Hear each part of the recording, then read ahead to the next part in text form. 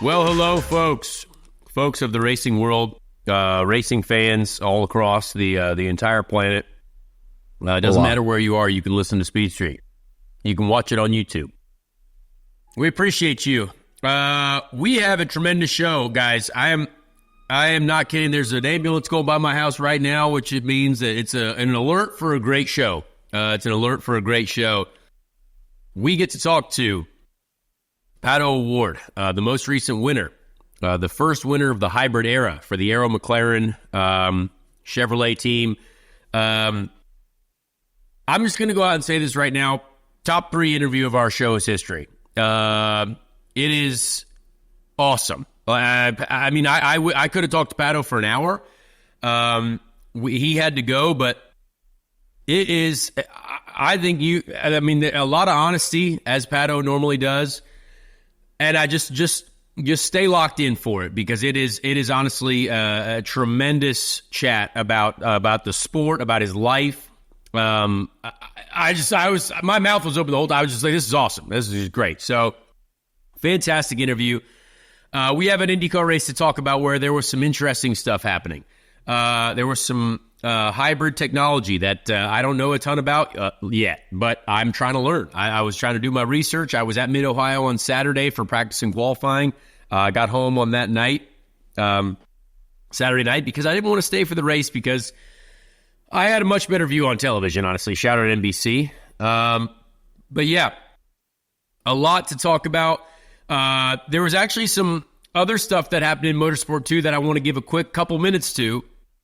So we will get to that a little bit later. I'm sure people will not like it, but I want to talk about Motorsport. So IndyCar, Chase, Mid-Ohio, the hybrid era, how we doing this week? I know that you were watching the race at a birthday party, according to the interview with Pato O'Ward that you'll hear later. Tell us about it. Tell us what you thought. It was definitely the probably top 3 race I've ever watched at a child's birthday party of all time. The race, starting out, it was just kind of like your typical, here comes Palou running away with everything. So, and then once you get to the second half of the race where Pato kind of like starts to really creep up, take over, it really just became a dogfight. And I was locked in. Every lap just seemed like anything could happen at any moment. We're trying to figure out how this hybrid technology is going to work. I was looking to see something. Really didn't see much of a difference from like a fan's perspective. Unfortunately, one of my picks, Scott Dixon, he saw a perspective. That was a tough start. It was very rough. So that's kind of alarming. You're kind of, I know personally, me as a fan of the series now, I'm like, could this happen to just anybody? Like at any time with this new vehicle, this new component. So, but overall, man, what an electric finish from Pato. And like Conor said, we're going to be talking to him. I got to ask him a good bit of questions about that and really just got to dive into a lot more. I couldn't have been happier with the finish of that race. Good to see Pato get a win. It's been a long time. They're finally back in. It's Sona. I mean, it's good. It's good to see it. So, aside from that, man, I'm ready to talk racing. I'm ready to talk motorsports, ready to talk hybrid tech. Let's get it. Yeah. So guys, a lot happened, in this race. But first of all, I would say not the most exciting race. Like, let's be honest. Like we're not here to pump anyone's, we're not here to be, liars. We know we're honest here. Boring race for a while. If we didn't have the Alex Palou-Pato battle to follow at the end, and even still then, Pato passed Palou in the pits. So, it wasn't an on-track pass, but I think that's because people are learning this package, right? The car is heavier. The deployment and the regen, it creates different balances. And Pato has a great bit of information, I think, on what the teams are having to deal with when it comes to the new package. And I just played golf yesterday with Kyle Kirkwood and Christian Lundgaard, had an interesting chat with them about what the drivers are dealing with, what the benefits are, and maybe hopefully what we can see in the future. Again, I don't think, from what we've seen so far, the hybrid power, the hybrid system separate from the push to pass, it does not do enough to guarantee more overtaking. The added weight to the car changes the balance of it. So it makes it maybe less, more difficult to make a pass on another car. So I do believe that there still needs to be a lot of thought that goes into this, and I do hope that we see, as this develops, as teams get more used to this package, we can see it being taken advantage of more. Because this, again, we got to remember, folks, this weekend was a recon weekend, essentially. All cars running the hybrid in a race scenario. This is the first race with it. So you will see it get better because both manufacturers will improve. They will figure some things out. The teams will show up to the next road course with more information. And I do believe we will see it improve. But it was not that exciting at the beginning. So right out the gate, we had Scott Dixon. I mean, the legend, just dead in the water. And that was, I mean, you hate to see that for Scott. But again, these things can happen. Am I very surprised it happened to Scott? Yes, I am blown away. Of all the cars, it happens to the number 9. That's wild. But as usual, let's go through the results. Let's do a little quick results report on this race to kind of see, just to make sure we all know where everyone was at the end of the event. Obviously, we know the podium: Pato O'Ward, Alex Palou, Scott McLaughlin. Colton Herta yet again right up there. Marcus Ericsson, top 5. Great run for that car. He's really starting to hit his stride with some consistency. He obviously had a really difficult start to the year. Alex Rossi, yet again, right in the fight. Christian Lundgaard, 7th. Kyle Kirkwood, 8th. Christian Rasmussen, his best finish of his IndyCar career so far. Very rare to see that number 20 in the top 10. But he did a great job. Let's give credit where credit's due. Obviously, that group needed that result. They needed it for the points. Christian probably needed it for his soul. Christian is a good driver. I think we have always said that. I think he deserves better than a lot of the equipment he's had so far this year. But him, they put it together, and good for them.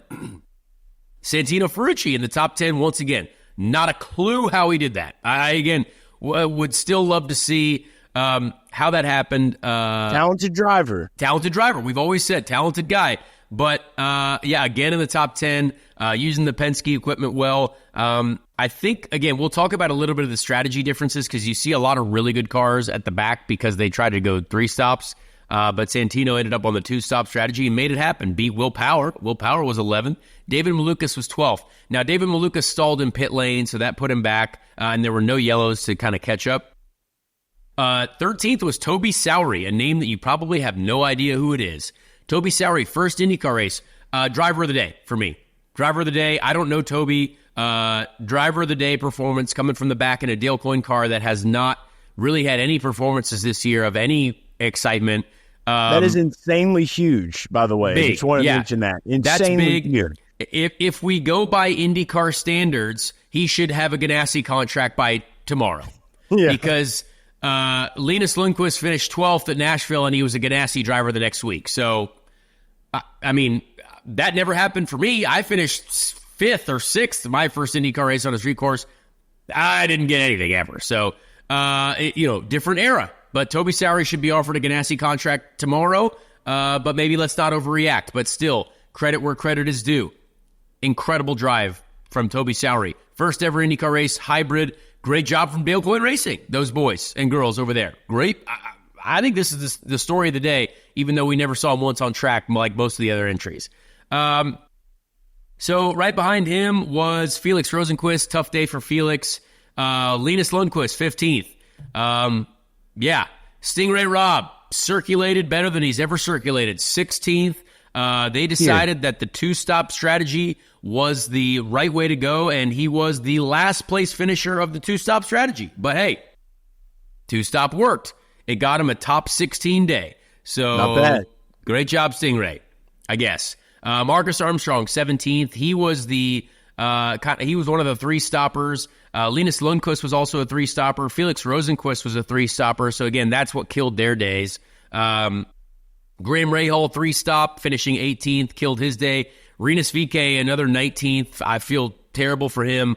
3-stop strategy there. Nolan Siegel, 20th, the new McLaren hero to save all the world. 3-stop strategy, 20th.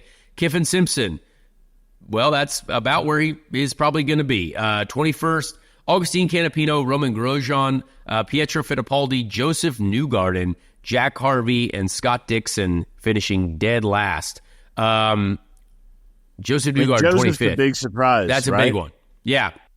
Now, he had a pit lane violation, 2 of them. That Joseph, he had put out there that there was a bit of a glitch. This has happened to me before with the pit speed limiter. I actually had a great race going at Texas, and then we had a pit lane speeding penalty, which I have never had one in my entire career. Like on me, like I've never done that before. The pit speed limiter was set incorrectly, so that can be a 0.1 of a mile an hour, and you get in trouble. So maybe they were having an issue like that. Maybe it was an electrical integration issue. We don't know. But these things can happen electronically. That apparently was not Joseph's fault. I honestly, Mid-Ohio as well, it's very hard to get a speeding penalty because you have to slow down so much for the initial corner of the pit lane that it's very hard to actually get a speeding penalty unless you like blow the corner and end up in the wall there. So he also took a drive through the grass. He did. Joseph had a drive through the grass that was actually a very impressive save. So those are the results. I mean, there's a few surprises here. Our predictions were terrible. I went 1 for 3. Chase is 0 for 3. But we're close.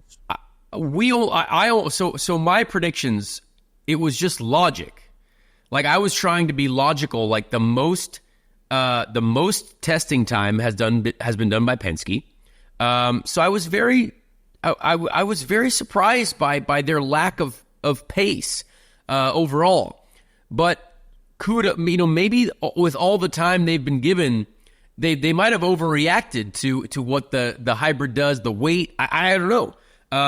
Or maybe they just didn't want to show up and show out right out the gate. Maybe it's a big conspiracy. I don't know. But I'm very impressed with the other teams. Honestly, very impressed with McLaren.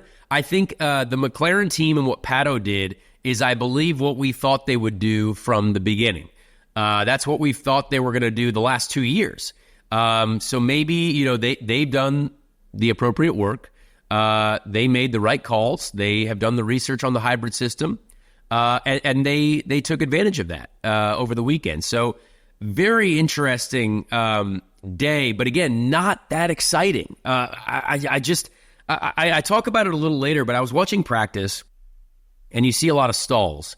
So I want to explain, and we saw in the race, several people stalling. So Pato tells us a little bit about what he thought might have happened to Alex Palou's pit stop, but the car is heavy. It's much heavier, almost 100 pounds heavier with the hybrid system. So at Mid-Ohio, you run a really long first gear, or you had the option to run a really long first gear. It is so hard to leave the pits with a long first gear. We have the option to in the car, you can set the rev limiter to about 10,500 and maybe 11,000 at the maximum. That's kind of what the engine manufacturers usually will say is the maximum to leave. So when we're in the pit box, you never lift off the throttle, ever. You can if you want, but for me, I never lift off the throttle. So you come in, clutch, neutral, and you are full throttle. When the fuel's in there, full throttle, and it's limited, right? So when you're in neutral, the revs are limited, so you just build boost. So the rev limiter is very low, so when you engage first gear, it doesn't damage the gearbox. But as soon as the fuel probe pulls out, your clutch is still in, you're still full throttle, engage first gear, and you're still at max power. And you try to leave as quick as possible. But if you don't get all the way to the 11,000 limit, or even if you're there, it does not have enough power to spin the wheels. The tires have so much grip, the track has so much grip that it just stalls.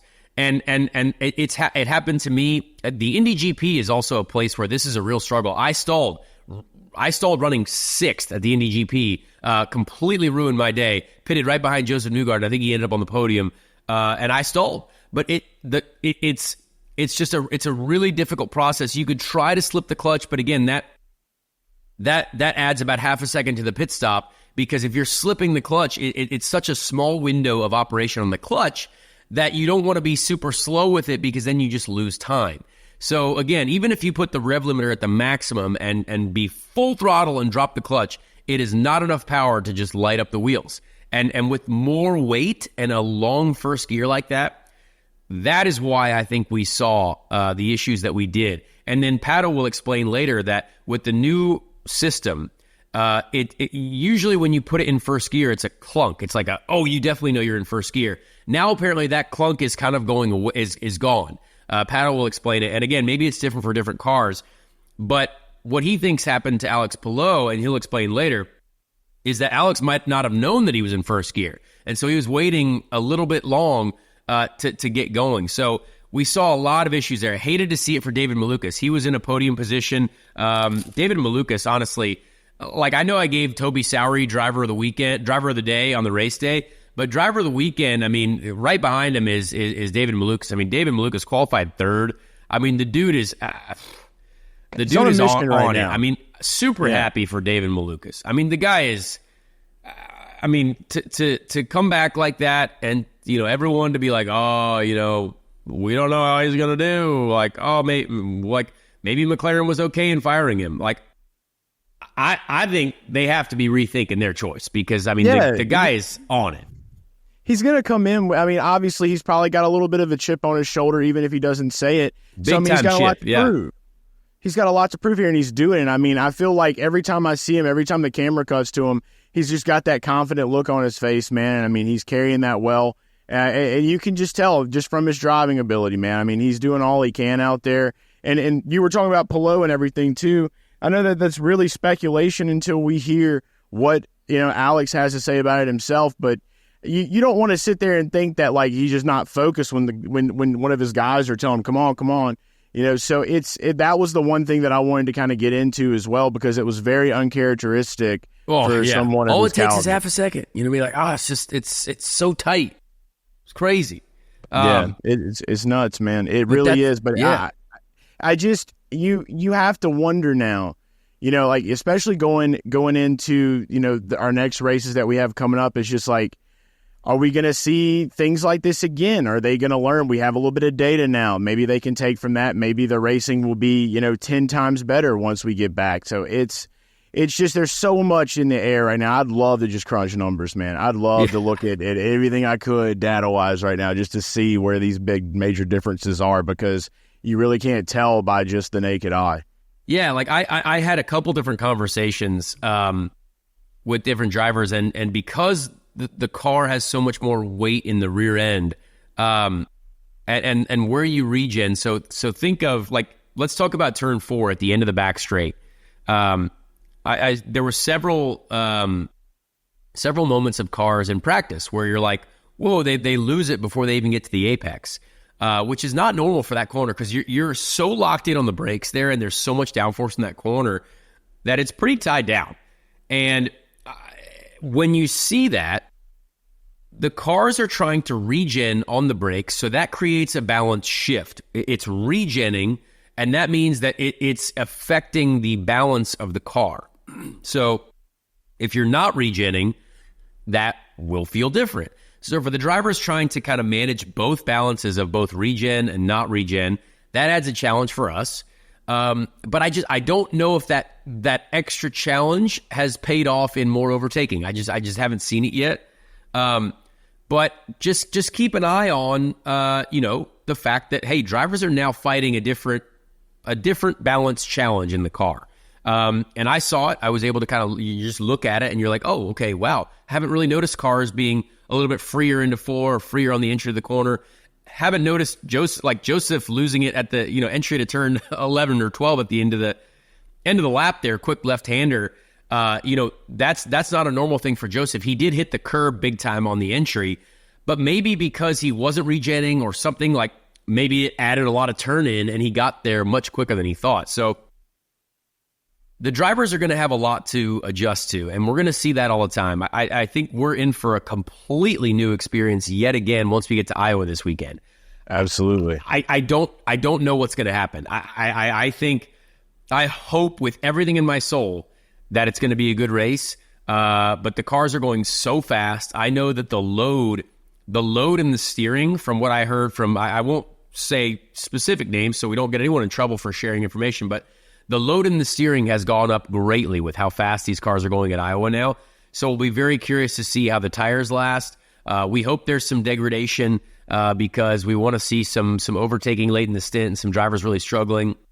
But how are they going to use, how is the regen going to affect the balance of the car in the middle of the race when you're really, really struggling on worn tires? I mean, who knows? So there's a lot to look forward to. There's a lot to kind of be curious about. Certainly for me, I'm a race fan right now, so a lot to be curious about.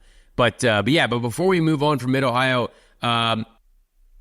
the winning celebration from Pato, the him showing up to the pit lane and just like getting out of his car was the most depressing thing I've ever seen in the history of my lifestyle. I don't know how we do that, where like we just pull the cars in and he just gets out and there's no one there.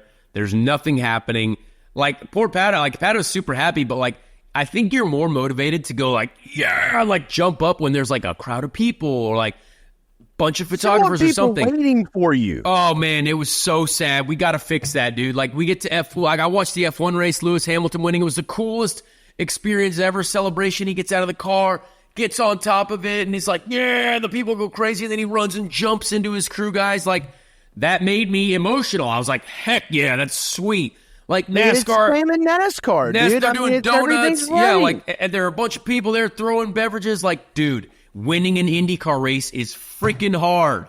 Someone celebrated. Like someone put. It's a huge miss. It makes me angry. Lane, the manager. Let me manage it. Let me throw the. They did have a new podium, but you don't get to the podium for like a long time. It's not on TV. Nothing happens. Man, we gotta fix that, dude. Like it is. Yeah, that was. I want the old school. I want Firestone hats with old logos. I want like a whole line of just like maybe the Rocketeers. Just go nuts, dude. You know what I'm saying? Like we got to make it look cool. There's so many things you can do. Oh, I agree. I mean, it can't be that hard. Like we got to plan this out. We got winning is hard, and like, dude, he just got out and was like, all right, well, I don't know what to do. It's like, dude, that's one of my biggest gripes right now with our series is the fact that there are some of the best drivers in the world competing in IndyCar right now. Some of the most difficult physical races, some of the most difficult mental races that are happening on the planet, and there's just anyway. We've been talking about it since Thermal Club. Yeah, like we have to have a better protocol for the people that are winning these races and the podium. Formula One podium looks like the greatest thing in the history of the world. I watched Formula E over the weekend, which was weird, and I'll talk about that in a second. But like their podiums are insane. You just at NASCAR, the victory celebration. Donuts and dudes throwing Powerades at people. Like build the city on rock and roll, dude. Yeah, there's just a lot there that we need to fix. I put that in my notes. So that was Mid-Ohio. Any other comments on Mid-Ohio, Chase? Anything else of note, you think? I mean, you honestly, like you said, just kind of boring in the beginning, cool finish, better victory lanes. Other than that, I didn't really see much more of if there were any shenanigans, if there were any little pranks, any fans. There were no mannequins dropping from ceilings. There wasn't anything else I could find. So I would just say, yeah. All the things that we've discussed here, let's carry forward the good. Let's leave behind the bad. All right, so we're moving on. Iowa this weekend, guys. Doubleheader.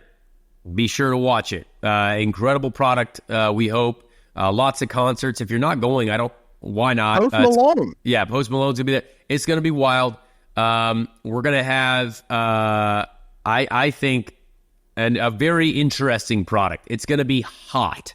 I just saw the forecast. It is going to be hotter than a herd of turtles. Let's give Chase, I have some news to share as well, obviously, that came out today, NASCAR Truck Series news, and maybe some news that I will share that is a first look if you're listening to the podcast very early on a Wednesday morning. But before we get there, and Chase, I know you have to run soon. Let's make some Iowa predictions. We don't want to miss out on Iowa predictions. We have two sets of predictions. We can mix it up a little bit. I just want to say one of the greatest races I have personally been to. They, Hy-Vee, the whole squad, they put on a show. So if you're in the Iowa area, amazing. Go. Yeah.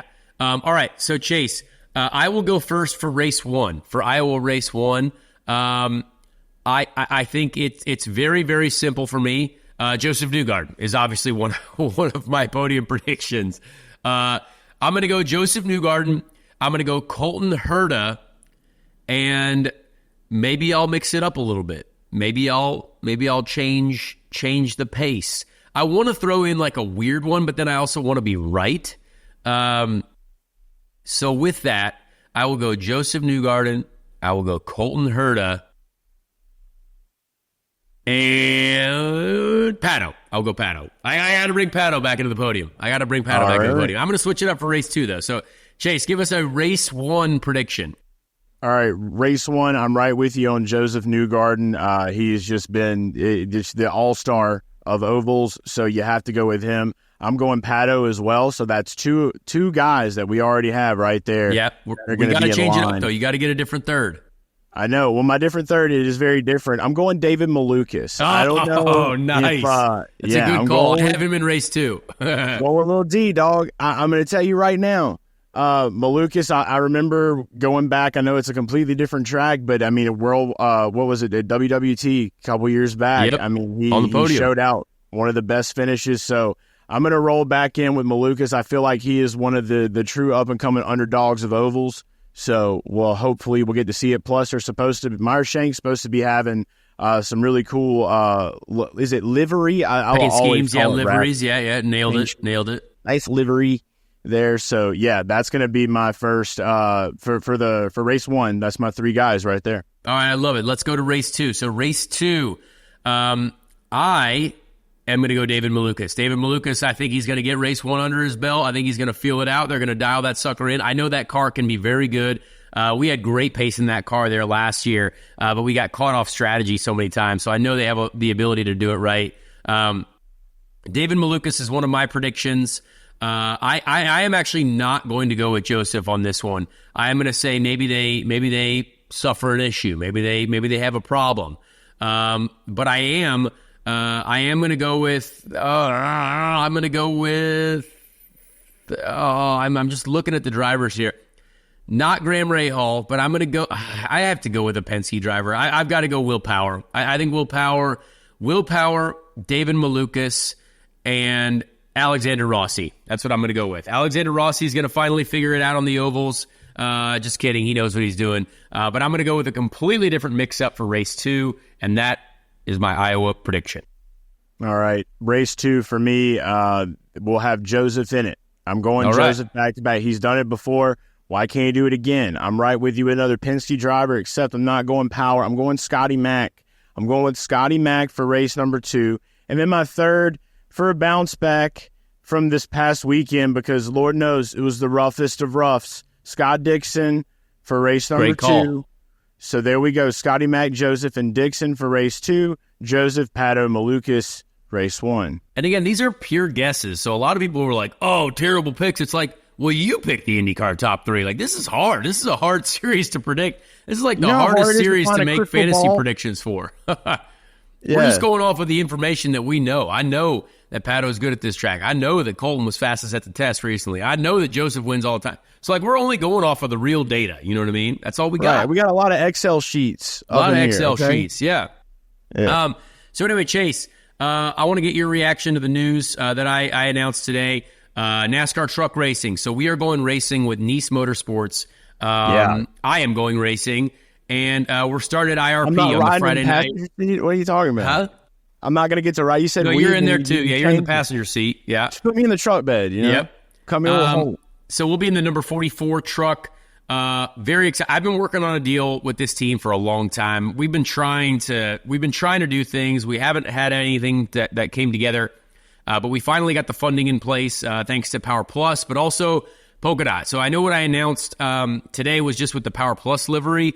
We don't want that to be shaded at all, because the last 2 races that I'm going to do in the truck series are going to be the Polka Dot with a Polka Dot sponsorship, Polka Dot partnership. So very excited that they're still with me as part of our program, our overall program. And yeah, IRP is going to be sick. I haven't raced there since I won there, so technically I'm undefeated at IRP. So let's go. Undefeated at IRP, won there in 2010 in the Pro Mazda Series at the time, which is now Indy Pro 2000. Very, very exciting event. My first short track in a stock car. So that'll be really interesting. I'm very, very curious to see what happens. I'm very curious if my SRX experience, my like 14 laps that I drove in a short track on those cars might help at all. Probably not. It should. Maybe. But this is really cool. So appreciate Nice doing that. We got the races are very spread out. So we got IRP. We've got Kansas, which is in September, and then Homestead, obviously, towards the end of the year. Kansas and Homestead, two tracks I've never driven on, but I've always wanted to. Those are great oval tracks. I wish IndyCar was racing at both of them.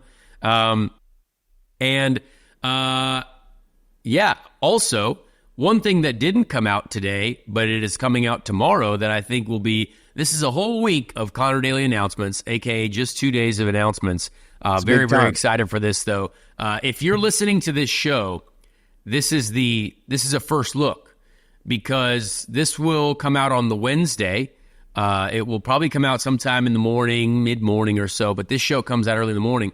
But I am also competing in the NASCAR Xfinity Series Brickyard Weekend at the Big Oval for Sam Hunt Racing, SHR for the Toyota team. Very, very happy to finally drive a Toyota GR Supra. I've heard a lot about them. Very excited to have Polka Dot on that car. So the Polka Dot car is going to be looking fantastic. Dude, not only did we have Polka Dot at the Indy 500, but we have Polka Dot back at the Indianapolis Motor Speedway in a NASCAR Xfinity Series car. Very excited about this one. Been working on this deal for a little while with Sam Hunt. He's been running a great operation. Sage Karam, good friend of mine, has done well there. Some other folks that I know have been in that team. Corey Himes been in that team. He's done a great job. So I'm excited. We get to do the double, sort of, in Indy. Just next weekend. It's literally next weekend. So I'm going to have a crazy week next week.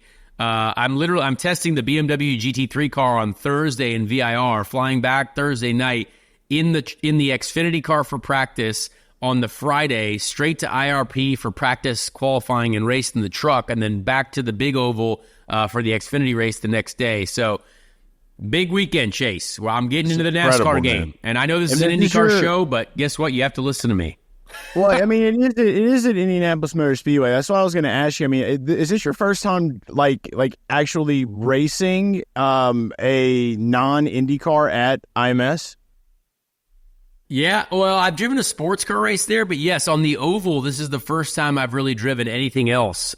That's awesome, on the oval, dude. Yeah. So this will be exciting. A full new experience. But I am so excited, honestly. I think this is we've got great support from TRD and Toyota, and they're, I get to get on the simulator, which is really, really important.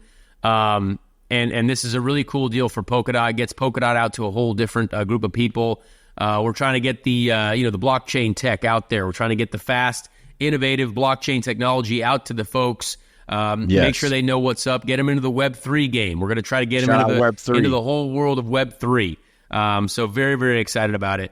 I'm just pumped. It's a cool deal. It's a cool experience. And and then after that, we got, truck races that we can follow later on in the year. So I'm just happy to have more races on my schedule. I've been missing racing cars. It's hurting not racing cars. So very, very excited about it. Absolutely. I can't wait to watch you get down in Herb, man. I'm going to actually be heading up to Indianapolis, so I'll be there for Brickyard Weekend. It's going to be fun. Yeah. So the fact that we get to watch you race as well, that's huge. Anytime I can support the sport mans, I'm there, dude. IRP is so fun too, man. I know. I've been to the one truck race there about maybe 2 years ago now, and it's just so in your face. Like, it's definitely one of those places you sit low enough on the concrete block, dude, you'll get some rubber in your cup. It'll happen 1,000%. All right, so with that, let's get to, I believe, one of our best interviews that we've done. We are very lucky to have Pato on. I didn't know at first. I didn't know how it was going to go. I assume he's got a great personality, so we had a lot to talk about. And I think you'll love it. So. Here is the most recent winner in the NTT IndyCar Series, Thank you, IndyCar, for getting us this man. And thank you, Arrow Mclaren, the busiest people in motorsport, for getting us this person, Pato O'Ward. All right, ladies and gentlemen, we have this week a very, very exciting guest that I think a lot of people have wanted to hear from. This is a first-timer on our show. This man has won several IndyCar races. He has been successful his entire life. He has basically been in Formula One cars several times as well. He is the most famous driver in the IndyCar series currently. Probably the coolest driver in our series when it comes to vibes, wardrobe, cool stuff in general. And a man who is very close to winning the Indy 500 almost every year and will probably get there. But Pato O'Ward, the most recent winner in the IndyCar series, the NTT IndyCar series. We appreciate you, man. You also won St. Pete, but we had to interview the other guy, sadly, who got kicked out of that event. But now we're making get to up. talk We're to making you. up two now. This is 2 interviews. So, man, first hybrid weekend. You are victorious. And honestly, you and Alex Palou were in a completely different world. Was this all down to McLaren preparation? Was this down to you guys understanding the hybrid at a higher level? What do you think? Man, Connor, you're being too nice to me today. Too many. I'm just speaking facts. I appreciate you. Really, I mean, it was a really phenomenal weekend, I would say. Like from the qualifying, being really, really close to pole, and just all around a challenging weekend, just trying to figure out the hybrid. Like the biggest thing I would say is that this new hybrid it's a two-sided knife, I would say. It is now a time where not only do you have to worry about like getting the balance of your car in the best window that you can before the race, but you also have to try and get the hybrid system, the regen levels, where you're regenning, how much you're regenning, when are you deploying, how much do you want to deploy? And those two will work together. If they're not working together, man, it is so confusing. Like it is, you're like, oh, the car is doing this. Well, is the car doing it or is the placement of the regen doing that? So like it definitely is a tool to either make your balance better or worse. And it changes from qualifying to the race. Are you fuel saving? Are you pushing? Are you on the red tire? Are you on the black tire? Like there are just so much more. It's like going to a restaurant and there's 150 things on the menu. And you're like, I don't want these 150 things on the menu. Just give me Cheesecake Factory. Yeah. Yeah, kind of like that. So like it can be very overwhelming whenever you're like just out of the window on both of them and you're just lost. But I'm super proud of what the team and I were able to accomplish in the weekend. We had obviously the testing that's all we knew about the hybrid really. But it was the first weekend where we truly put it to the test. And I have to say it was a very successful weekend for it being the first hybrid race for IndyCar as a series, for us as a team. It was good to see. Yeah, I mean, a lot of people were questioning, like, oh, would the reliability be there? Would everything, would everything kind of work correctly? And it really seemed like it did. Obviously, Scott Dixon had his issues at the beginning of the race, but so the hybrid is something that I've obviously not driven yet, so I can't necessarily put in my own words what it's like, but that's why I have questions. So, like, looking at it from a spectator, right? Like, I'm out here.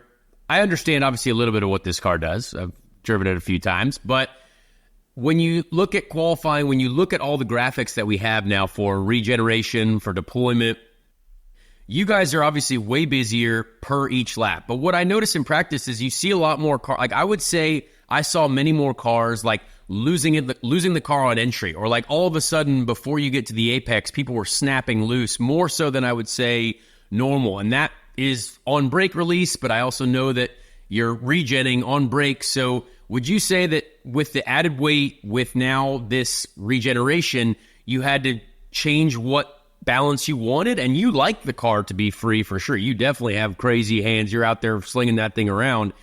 Did that balance help you, or is this tuning of where the balance needs to be kind of more suited to your style?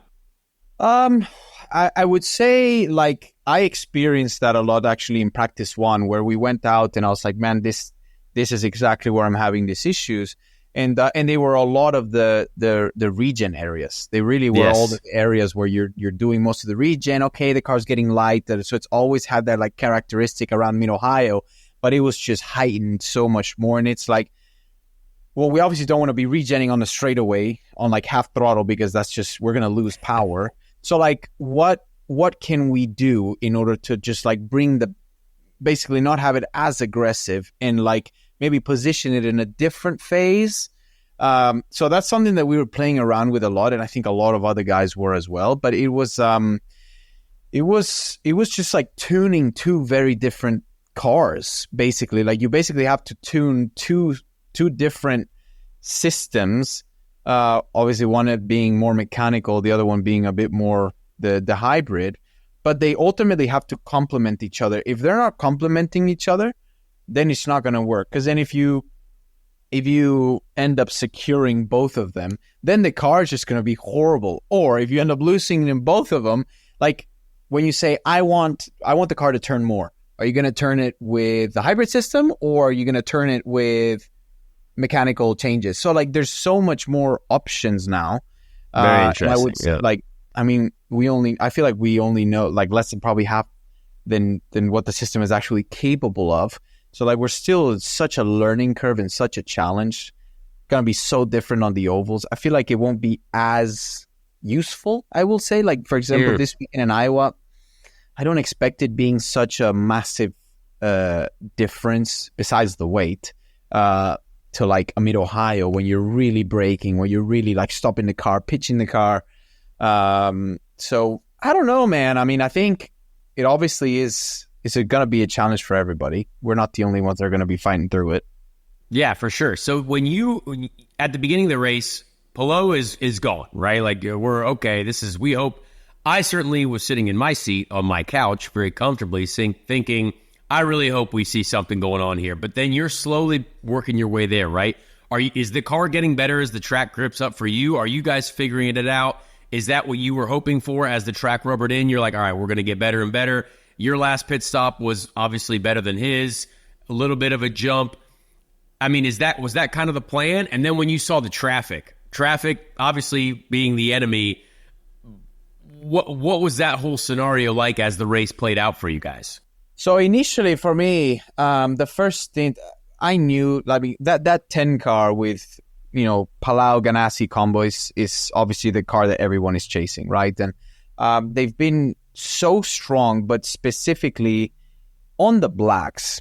It's not just at Mid-Ohio, like Laguna Seca, Road America. You see all these different races, and these Ganassi cars are just freaking rockets on those tires. So I knew that I was just like, I can't let him get away, but I'm not going to destroy my car and my tires just trying to keep up, because you just have to accept your reality, and it's like, this is what I can work with. I was really excited to put the reds on, because that's where I was happiest with my car, and that's where it really kind of felt like it was coming to life. And when we did that first pit stop, we obviously kept the same gap after that first pit stop. But then as soon as I started closing up the gap, I said, this is my opportunity. This is a time for me to really take advantage of that, because I knew the last stint was going to be a new prime. And you saw how impossible it was to pass people, no matter if you're like half a second quicker than them per lap. Rough. You can't get by them. So like, for me, it was like, get right on his gearbox after, like, by the end of the stint. So when he started coming to me, that's where I really started pushing to like close the gap. And as soon as I got there and I got stuck, the team decided to box me, and that's where we did the undercut. We had a bit of a slow first stop, holding for Malukas that was coming. I saw that, yeah. And then Palau, I feel like with these new hybrid engines, when you engage first gear, you don't get that clunk anymore. So sometimes it's really hard to know if you're actually in first gear, and I think that's what happened to him. I don't think he stalled or anything, but I think he was in first gear without actually knowing that he had to probably look twice to see. And I was very curious about that, because there's a lot of people who had issues in the pits, like more than I've ever seen. And I thought it was the weight, like everyone's stalling.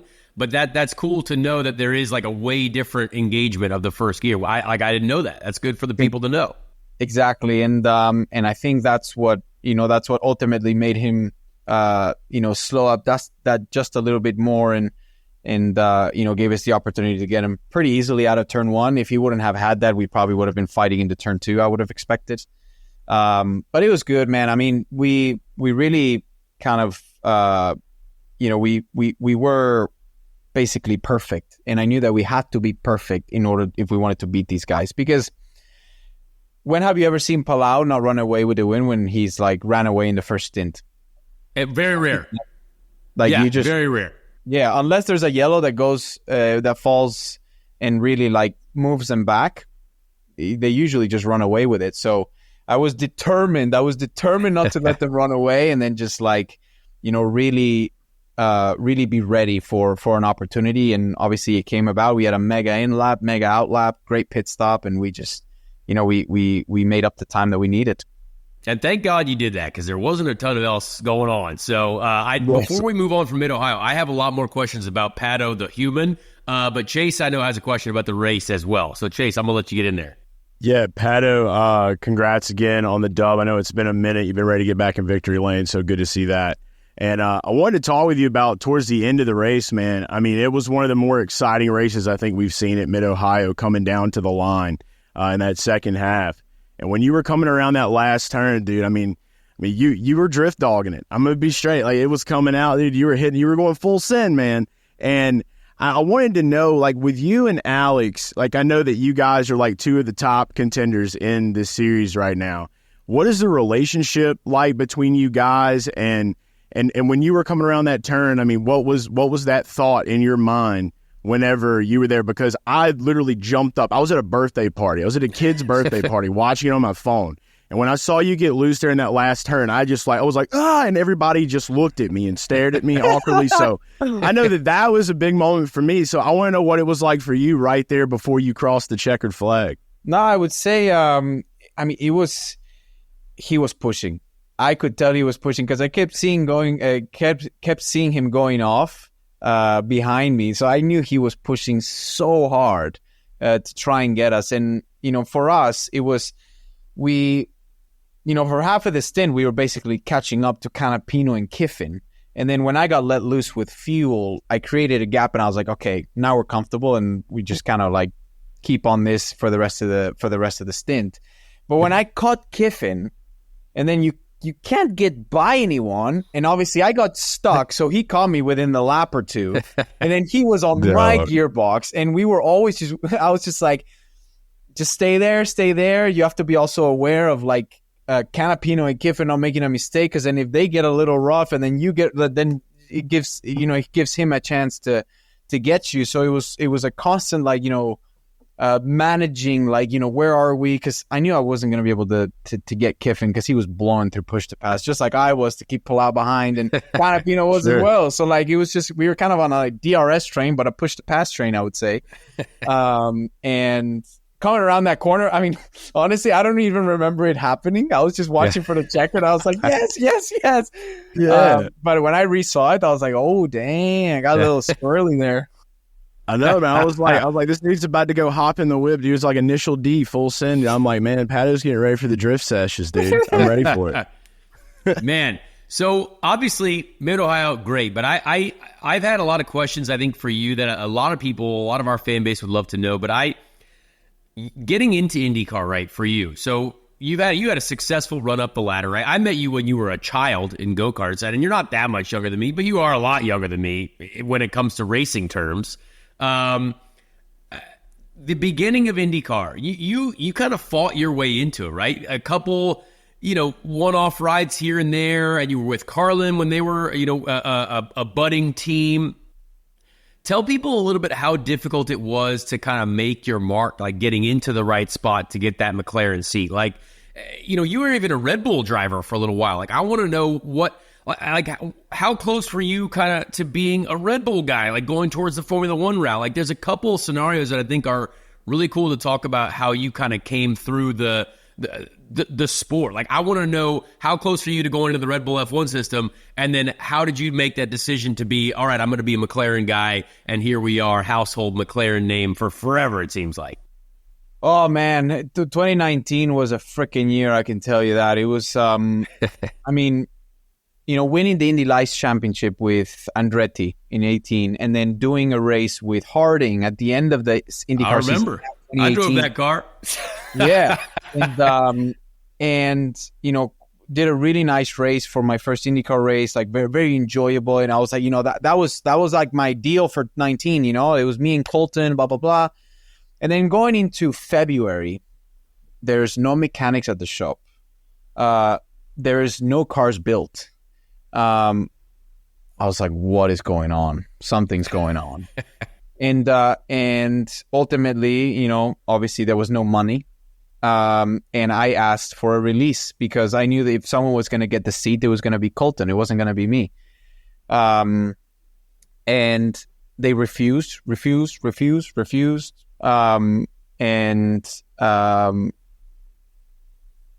me, it was just like, man, I don't even want to fight. Let me go and let me find my opportunity elsewhere. So finally, I get let go one day before media day of 2019 in IndyCar. Obviously, I don't have a deal anywhere. I strike a deal with Carlin, which was my scholarship. Plus, I basically gave all of my investments and everything, all the money that I had in my account. I spent it all. Left with zero money. People don't know these things. That's what it takes sometimes. Yeah, like, people got to understand that it's a tough game. Spent all my money, like everything that I had, everything that my parents had saved up. They're like, we're gonna do it because we're already here, so let's freaking do it. And then that goes to shit, really. Not qualifying for the 500. The cars were horrible. All three cars didn't make it. I think only one with Charlie Kimball. But me, Alonso, and Chilton, nothing. Tough. And then I get called up by Red Bull. It was Helmut, and he was just like, "Hi, it's Helmut Marko," and I was like, "What the hell? Like what?" And he was like, what a call to receive. I can't even imagine. Yeah, the guy's like, "Come to Graz." And I was like, "What? Like Austria?" And he was like, "Yeah, like come tomorrow." And I was like, "Man, you're crazy. Like I have a race." Yeah. And he's like, "Okay, fine." After the race weekend, I was like, "Okay." So I get a flight to Graz. I go to Graz. I sit down. He puts all these papers in front of me, and they were all on my past results, like go-karts, Formula cars. Man, and he starts interrogating me. And he's like, P2 here. Why? Why didn't you win? Yeah. And I was like, ran out of talent, I guess. Like, I don't know. And then he sees like a P1. He's like, only 1 second. Why didn't you win by more? I was like, are you serious? This guy for real? But talk about busting you down. Like I was just being super honest with him, and then I guess he ended up liking me, and he's like, okay, and he just like leave. I was like, okay, I'll leave. I went back home, didn't hear from him, and then I hear, and he's like, come to Europe again. I was like, okay. So I go to Europe. They test me in Silverstone, and within 2 hours, he's like, "You're signed."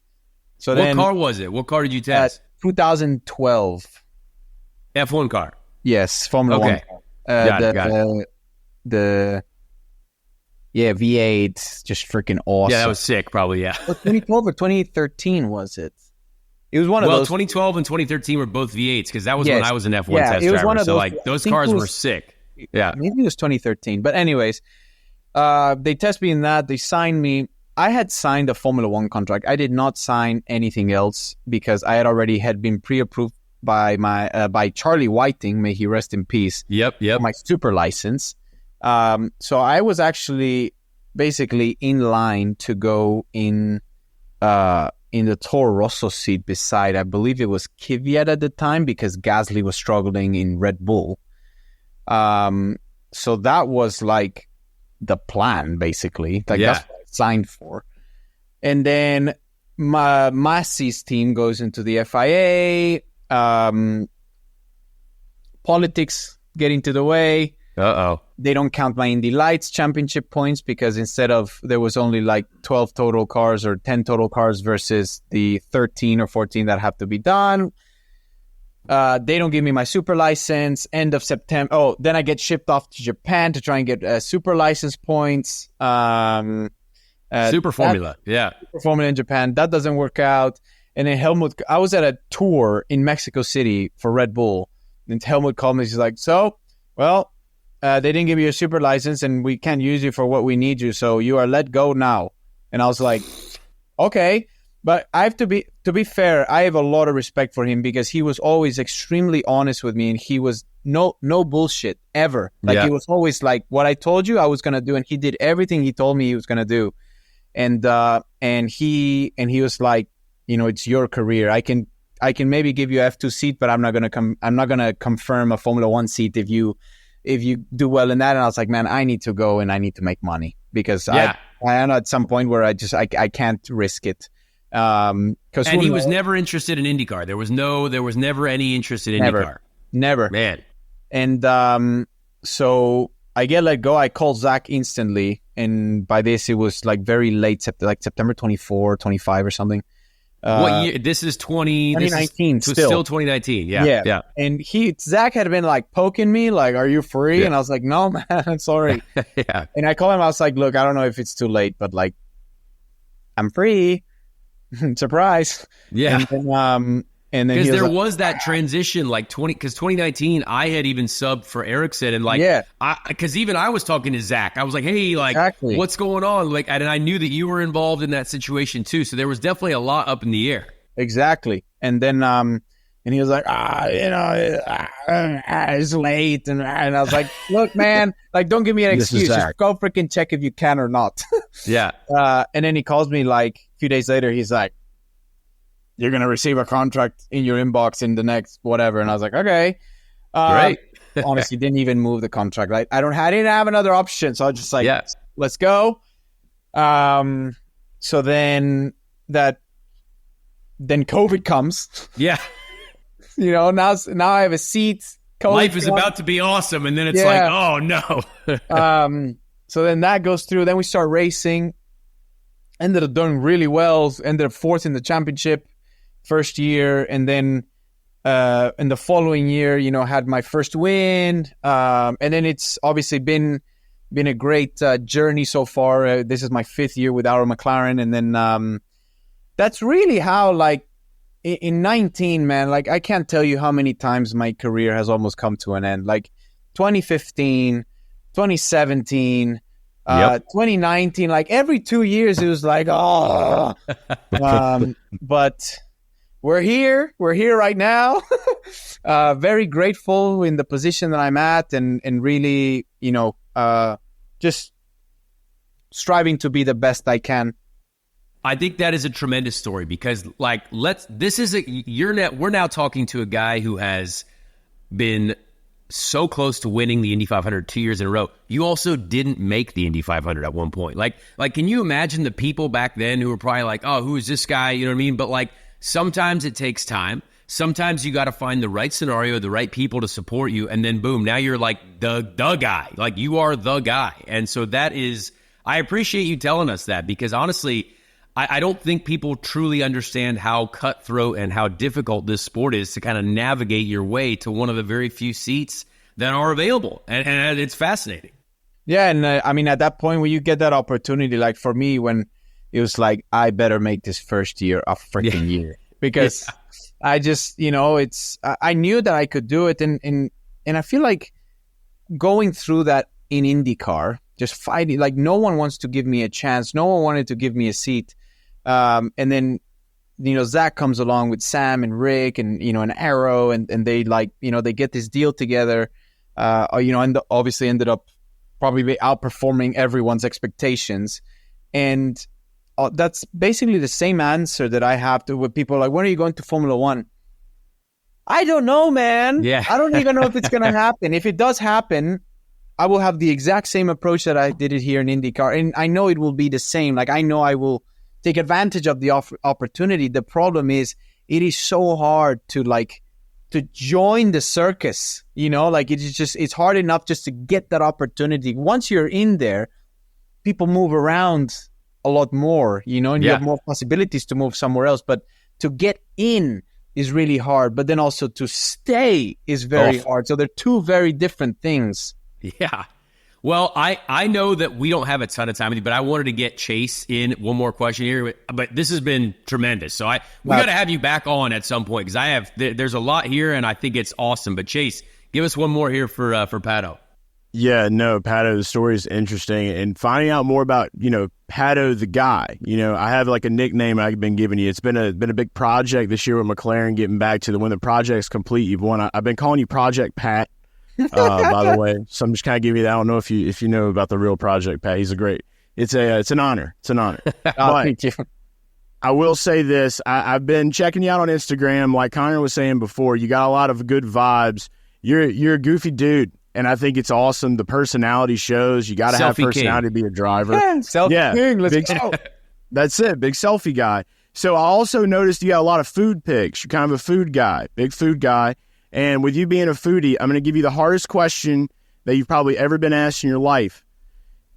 You can only eat one meal forever, to the end of time. An entree, 2 sides. What is it? Probably go with a Mexican dish, and I will do carne asada with some like some vegetables, like onion with lemon and peppers and stuff like that, with like volcanes. They're basically like a tostada with like melted cheese and salsa. That big protein guy. I like it. I like that one. Yeah, man. I'm gonna go get that now.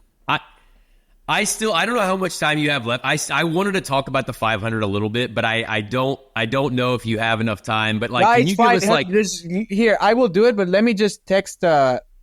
Alex is taking me to. Rossi is taking me to winning ice cream. Oh. So let me. I just want 2 minutes. We basically just want I just want to give you a quick 2 minutes to talk about the 500 because smile for him.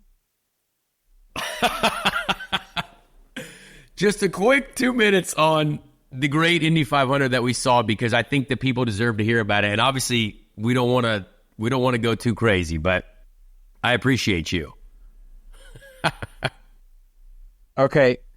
Just continue. Give us we're cutting this man's ice cream time. We're ruining the day, but this has been an amazing interview. I obviously I spent a whole stint behind you at the Indy 500 at one point, and I was like, man, this it looked like a struggle at times. And then you're there, you're fighting for the win. So that race was just such an up and down. It was a wild battle. You almost crashed twice. It looked like there was craziness going on. You have one of the greatest saves of all time, but you put it all on the line and you went for the win. Can you tell people the emotional roller coaster that you went through? Because it certainly, from where I saw you at one point, and then I saw you, I was like, wait, Pato almost won the race. That was wild. It was a wild situation. Man, I don't even know how I was fighting for the win in the end. It was... you had a great team. You guys did everything right at the end. That's what it's all about, right? We just found our way through, a great strategy call, and then just freaking clenching, man, and going around and just trying to catch up to oh my God. I can't tell you the amount of times where I was like, oh my God, race is done. 1 and 2, difficult, right? Because I was struggling more in 1 and 2. It looked like more people were struggling in 1 and 2 than 3, 4. Is that kind of why? Is that kind of what you were struggling with? Yeah, exactly. And the thing was, when we came out in the last stint and I was P4 in line, I was like, I'm just gonna stay. I'm gonna stay stuck. Yeah. So I was like, you know what? I'm just I ended up putting the car in positions where I didn't know what was gonna happen. I was just like, I really hope this doesn't bite. And if it's gonna bite, let me save it. Risk it for the let me just have that opportunity. Let me just have a chance. And I've been so close in the past, in 2023, obviously, shunted trying to freaking win the thing 6 laps Had to go for it. And yep. And I was around guys that I could trust. I was around Dixon. I was around Rossi. I was around Joseph. I was around Palou. Different scenario in 2023. But I was like, if I'm going to be racing with some of these guys, these are top picks always. Completely agree. Yeah, and, good people. So that was, I have to say, that was one very enjoyable thing about like just trying to make it back to the front. Like, you're racing with guys that that will respect you just like you will respect them. And then, obviously trying to time it. That's always the thing, right? Time it. How can you time it? When did you see 2 passes in 1 lap? Never. Yeah. And it's true. I tried to explain this to people too. Like, you have to go for it because I couldn't just wait. Because then imagine like 2022, I waited with Marcus to get him in the back, and then boom, Jimmy crashes and yellow flag, you're done. Like, you can't you can't. So like, you just gotta send it. It opened a bottle of emotions that I feel like has been the story of my Indy 500 the last 3 years. And it was man, I've cried in my career maybe twice in 2 races, and it was almost getting my first win in IndyCar in 2020 in Iowa night race, and I remember that one.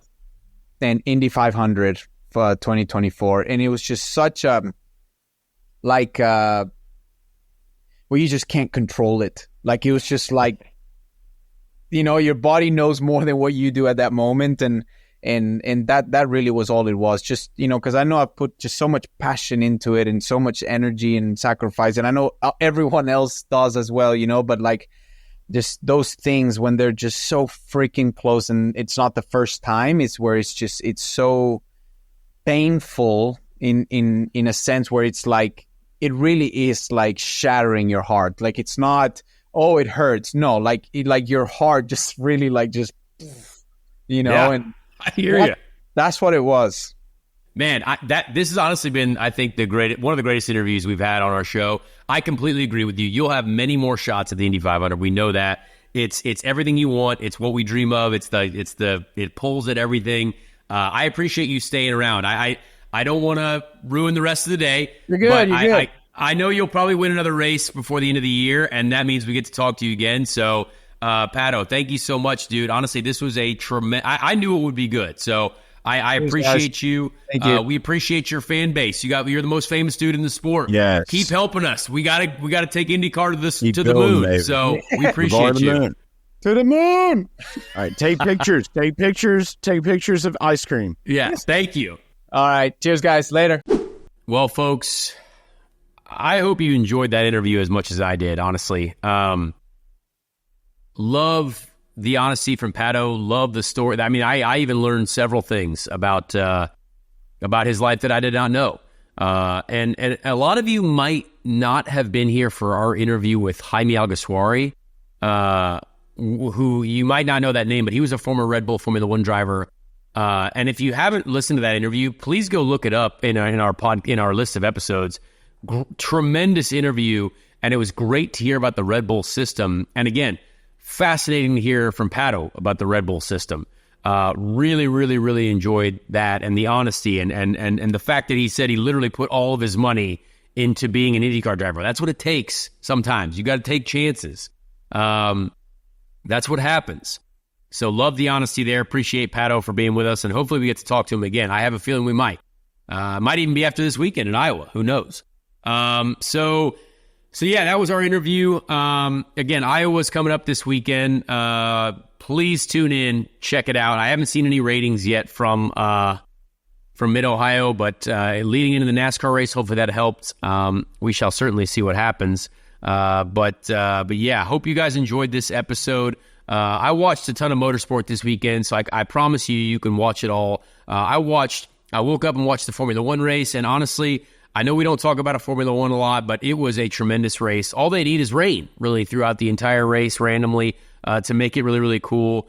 And I really enjoyed seeing Lewis Hamilton win again. That was something that we all got so used to him winning all the time, but to see the emotion, to see the excitement for the British fans there. I thought that was really cool. And again, I know we talk a lot that like F1 has had a lot of not exciting races, but we also have to be honest and say when it is a good race, we respect that. And I do respect that. I thought it was a great race. Lots going on. It's fun when Max isn't winning by a mile. So again, fair to give credit where credit is due. I am a race fan, as I've always said. Watched the NASCAR street race in Chicago. That was a crazy one. Hated to see the weather there for him. That was really tough. But again, that street race I thought was really exciting. I even watched Formula E for like an hour from Portland, which is a delay. But like that series, I have a lot of questions about. The racing there is very strange. And maybe we have to have another driver on to explain it to us. But they really don't ever use full power. They just save energy the whole time. And they all just drive around next to each other.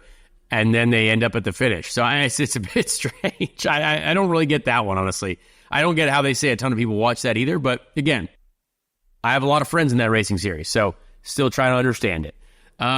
So anyway, that'll be our show for this week. Let's get to the great segment called the Ricky Treadway Random Indy 500 Driver of the Week. The greatest event of its kind has never been run on. Let's meet the drivers. Who will make up the field?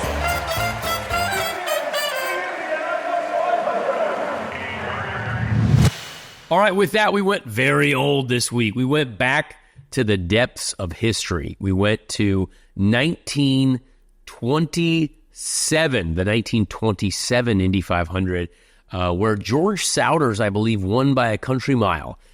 He was killing everyone in that race, not physically, not actually killing. He was just dominating people. And I went to the 13th place finisher in this race. The 13th place finisher is Benny Schoaf. Benny Schoaf finished 13th. And boy, does Wikipedia not have anything about Benny Schoaf. Thomas Benton Benny Schoaf was born in 1897 and lived till 1960. But died in Illinois. He was born in Paris, Illinois, died 1960. Only 2 Indy 500s to his name. 1927, he finished 13th, and then 1928, finished 26th. So yeah, that was it. That's all we got from Benny Schoaf, but we learned about Benny Schoaf. Looks like he's got a picture of his car here. Number 18 was Benny Schoaf. So yeah, I don't know what else to say. There's nothing else here. And that's why we use Wikipedia. Sometimes it helps, sometimes it doesn't. There is oldracingcars.com. Ben was short for Benton, worked as a businessman, running and being a director of the Wolf store in Mattoon, where he was based most of his life. Schoaf raced for some time, originally starting in 1917, mostly at Uniontown Speedway. Interesting. Yeah, so yeah, there you go. After taking a break to concentrate on business, he nearly caused a sensation at the Indianapolis 500, running second with 2 laps to go before a broken pinion gear sidelined him. Ooh, that's tough. That is tough, man. Almost a second-place finish for Benny Schoaf. From Paris, Illinois, died in Mattoon, Illinois. So there you go, Benny Schoaf. All right, that was our show for this week. Next week, we have a lot. We're going to have 2 IndyCar race winners. 2 IndyCar race winners to interview. We also have another potentially special guest show. We're going to figure that one out. So stay tuned. Next weekend is Brickyard Weekend. So that means I get to do the truck race and the Xfinity race. I'm very excited about that. But there's also an IndyCar race to look forward to. So we'll see you guys next week on Speed Street. Thank you very much.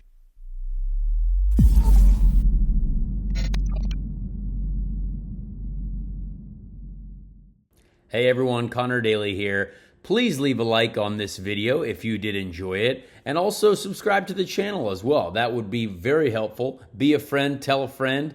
Thank you so much for the support, and we'll see you on the next episode of Speed Street.